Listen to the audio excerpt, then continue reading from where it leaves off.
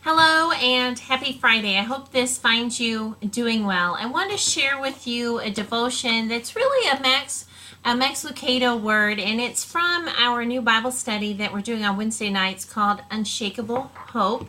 And it has to do with Jesus, of course. So I want to share with you this entry. It says, one day when Jesus was teaching the crowds, he told a simple story about two home builders. Each of these individuals wanted to build a house. They had similar supplies and plans and identical aspirations. But one of the builders decided to construct his house on a cheap and easily accessed foundation of sand. The other opted to construct his home on a more expensive, yet more durable foundation of stone.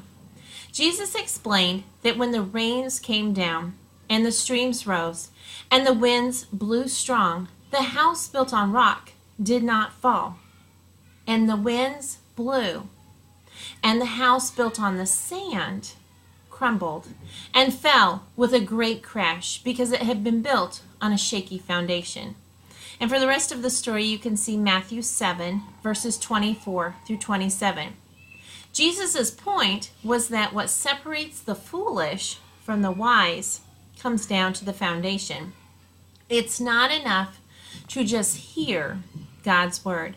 To be wise and have a life that will withstand the storms, people need to build their lives on a firm foundation of God's promises. Now he goes on to write about this sense of hope, and our unshakable hope is when it's built on this firm foundation. Now you can see here I'm holding this little lighthouse that my friends gave me when I moved from North Carolina. And they gave it to me as a reminder because they knew my faith was strong, but they knew I was moving into unknown territory, as often the storms in our lives do. And we didn't move here under stormy circumstances. We moved here under the best of all circumstances, with hopes and aspirations.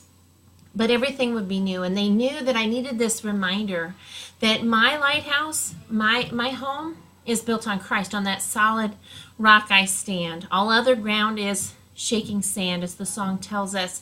And even in the children's songs, we think back to how the wise man built his house upon the rock, and remember that house on the sand, it went splat. I guess what I want to remind us all of is that the storms will come, and we'll have seasons in our lives that are harder than others. But when our hope is built on the solid rock, that is where we can stand firm. For those who are seeing this today that are going through hard times, know that your church family loves you, and we are praying alongside you, that we are part of that foundation of faith, and your faith friends, that we pray and we walk with you during these hard times. For those of you who have joys of new grandbabies and great things going along with your life, we pray for you as well. Those are times that we celebrate together. So whatever may come in the coming week, it's a good reminder that our lighthouse, our foundation should be on that solid rock. I hope you'll plan to join us this Sunday as we finish our last sermon series in James. And then I know in October we're heading to the book of Job. And you want to talk about storms. Job had storms. And we're going to hear about how Job's foundation was on the solid rock of God, and how he responds in many different ways through those storms in his life. So I hope that you'll make plans to join us and to fellowship with us soon. Just for some fun things coming up on October 7th, the Crop Walk. Please make plans to join us at 1:30 for registration, and 2 is the kickoff walk. And we'll be starting at St. John's. There's a 1 mile, a 1.5 mile, 3 mile walk. It's all to help us understand how we can be a part of stopping hunger all around the world. And then on the 14th, you have an opportunity for our church-wide hayride out at the wonderful farm. We're so excited to go to Sue and Vernon's just to really enjoy a wonderful time of hayride and fellowship and bonfire and cookout fun.